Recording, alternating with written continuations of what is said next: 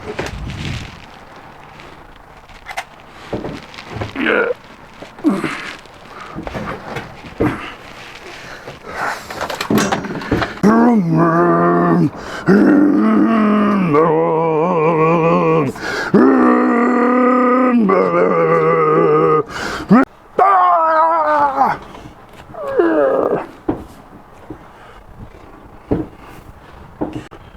Welcome to the Pit Stop Ranch. This video, we're going to go ahead and do the race seat for Slow the race truck. Now, as you can tell, this is a Corky race seat. A very common sight on any racetrack, regardless of the style of racing. These being a lot of bang for your buck style race seat. They're of aluminum construction. They're durable, they're relatively lightweight, and they've been making them for a long time, which means that they're also a common item you can pick up used via any place that racers trade stuff. This one here we picked up from one of our club members who is dismantling his car and was looking to get rid of it, and so he gave us a decent deal on buying it. Now, one of the rules for land speed racing is you need some sort of way to keep the head you need to constrain the head's movement, so in an accident you don't break your neck, or at least seriously injure it. And obviously, fore and aft, we have the Hans device that we can strap on, hook onto our helmets, so that going forward and back. However, in the rules, the helmet has to be constrained from moving no less than 2 inches, or no more than 2 inches in either direction.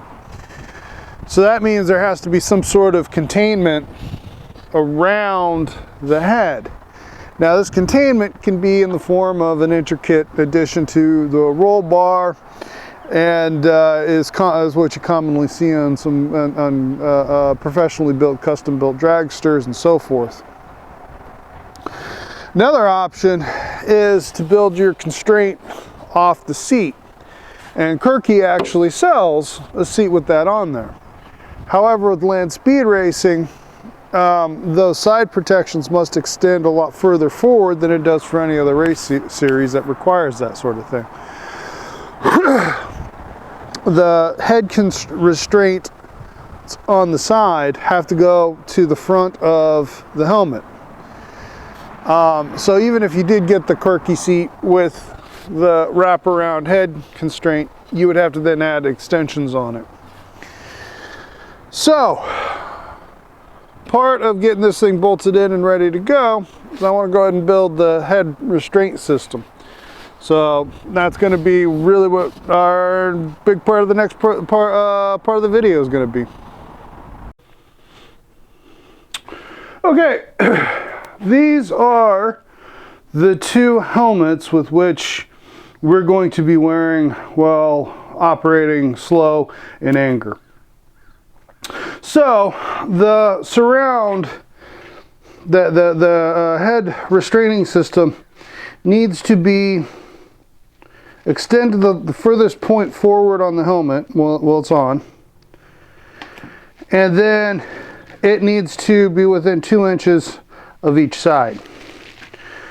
So our design has to take into consideration the two helmet sizes. So it's got to be within 2 inches of the narrowest one. We'll still have room for the bigger, if there's one's bigger. And conversely, it needs to extend to the front of whatever one has the largest dimension that way. So we need to figure out how to measure those.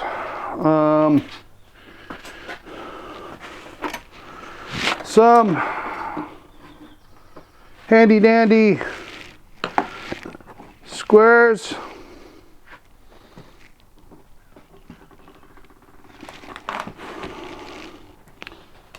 For example,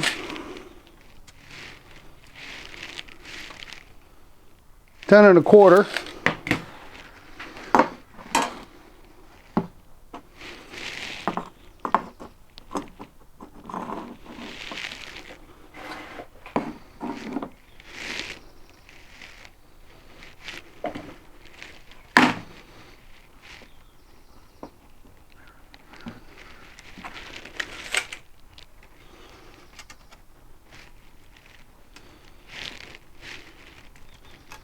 Ten and a half.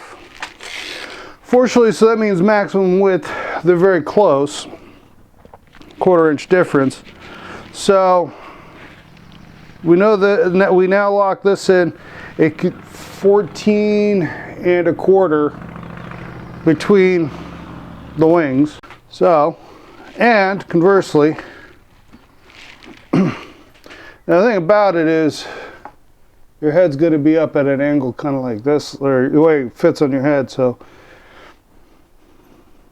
But, yeah, that does narrow it up a little bit. So,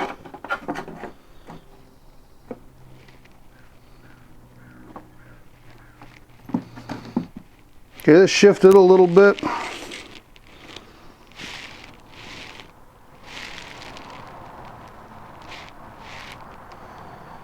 Thirteen 3/8.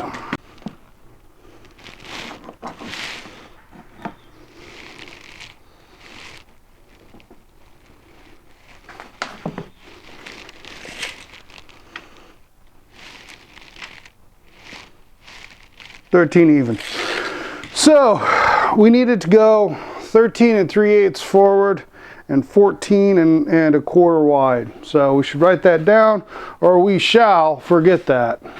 Now on the depth side, that has to take into consideration the fact that where it will be mounted. It will be mounted to the back of the seat and wrap around and come forward, and it also is going to have to take into consideration the pad on the back that's glued to the back of the seat. So that actually probably needs to be closer to 14, but it needs to be 13 3/8, no less than 13 3/8 from the back of the seat forward. So now we have the crudest of dimensions, the coarsest of dimensions. Let's take a quick look at what we have to work with and see if we got enough material. Okay, so this is what I'm going to try and make now. It was a BattleBot I had built in college 20 odd years ago, and I have been whittling on it ever since because this is good 6061 T6, 1/8 inch thick aluminum. And it's got kind of some of the bends, but almost certainly not in the right places. So I'm going to have to try and see if I can cobble something out of this. So I'm going to have to figure this out. Anyways, a few options on it.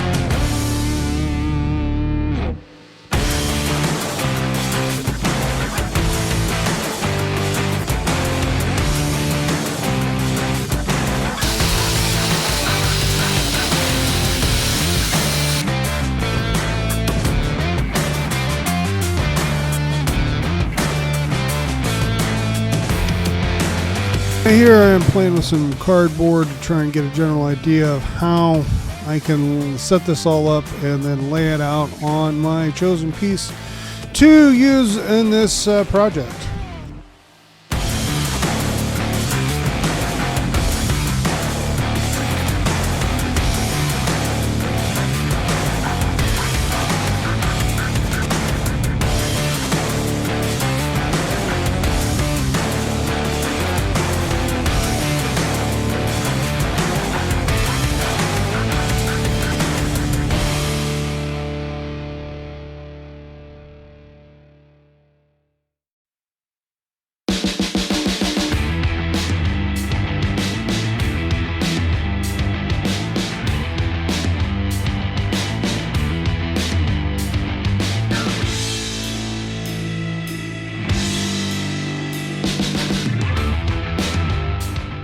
with my pieces roughly hewn out of my piece of aluminum, I went ahead and evened them up by putting them together and going to work with them with the power tool. Okay, I think that this is kind of the layout I'm going to go with.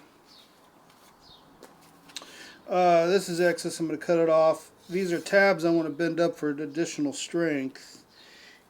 45 degree bend, 45 degree bend here. And then this will get attached to the back of the seat just behind the head using some welds. And I'll show you how I want to do that when I get to it. I'm going to also do some speed holes in here that I'm going to go ahead and dimple die. But first, I think I want to get this shape cut for both plates because they're held together. And then that way they'll be really nicely matched to each other. And then work on laying out the holes that I want where I want them.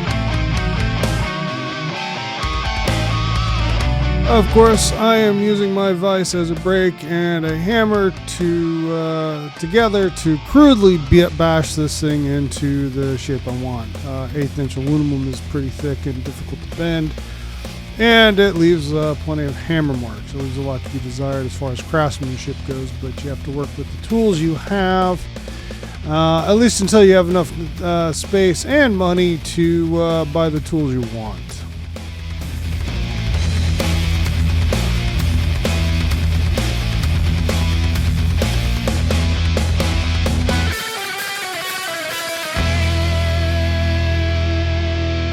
Please don't judge me. It is not pretty, but I got the structure I want and the strength I want. Now, the good thing about whaling on it like this is it will work hard in aluminum. Now, I am trying to shrink it here a little bit to kind of get a curve out of it, and of course, for additional strength, do some dimple dies and speed holes.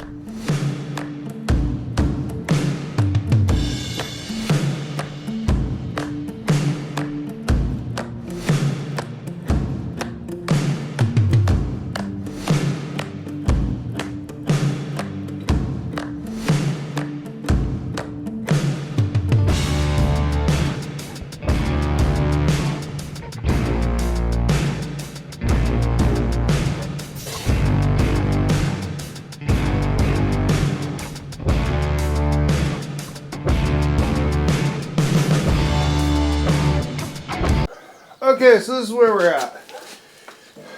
We got both sides formed up. Speed holes dimple dyed. And we got them clamped on roughly where we want them to go.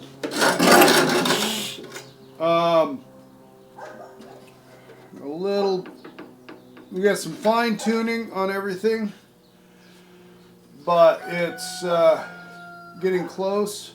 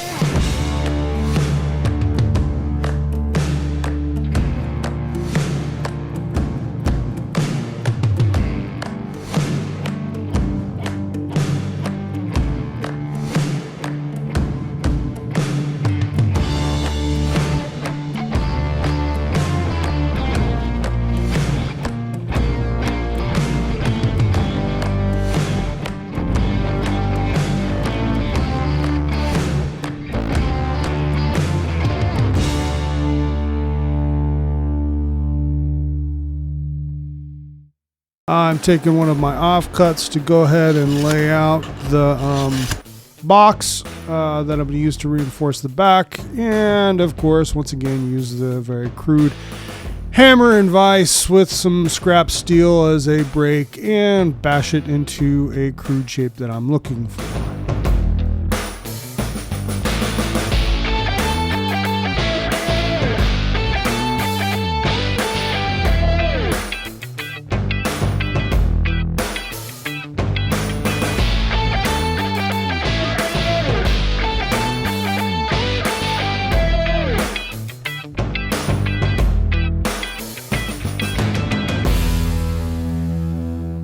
Now that I have my rough shape, I went ahead and cut some reliefs in it to get a so it curves the way I want it to, and then those will get welded up once it's in position. But for now, I'm trying to line it up and center it so that I get the strength across the back that I'm looking for to reinforce these two pieces together that have so I'm not completely reliant on this headrest for the structure.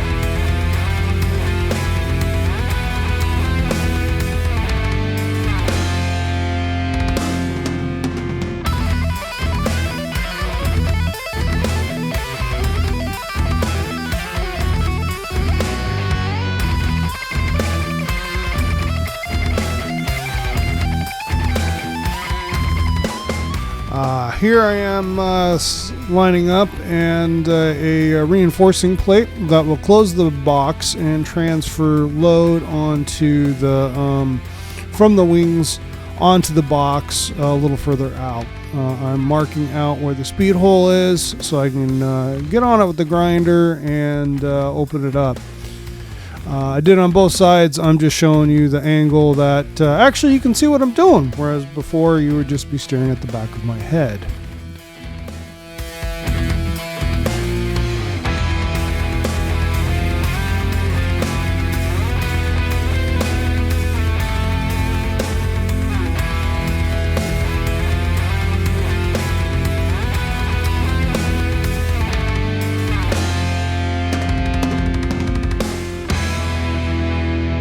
Final fitment before we go ahead and clamp her down and weld her in.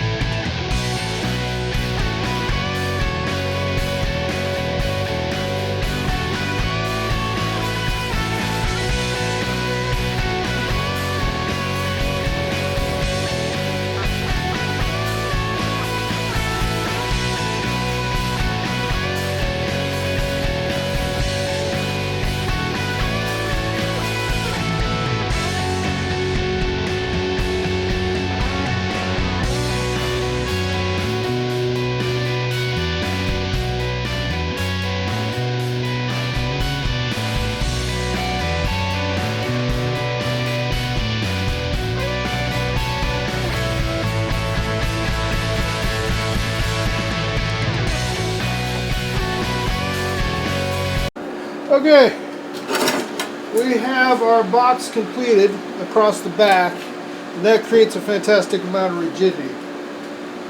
So much so that this assemblage here is far more rigid than this here.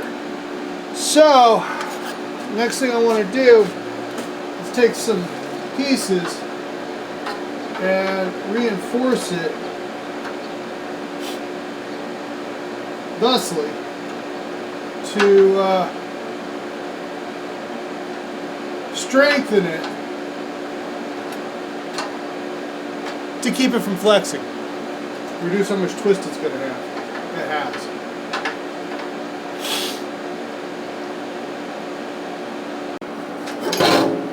And there we go.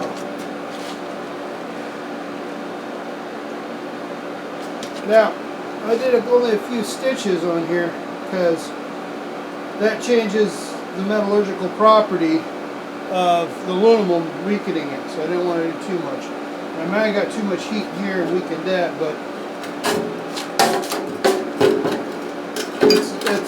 it's a lot stiffer now. Everything from here up is a lot stiffer, so that should be good. Hopefully good enough.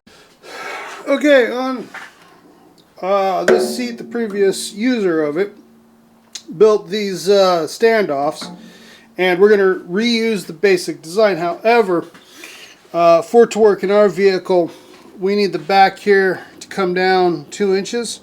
So we're going to replace the side plate, make a new one that accommodates our changes.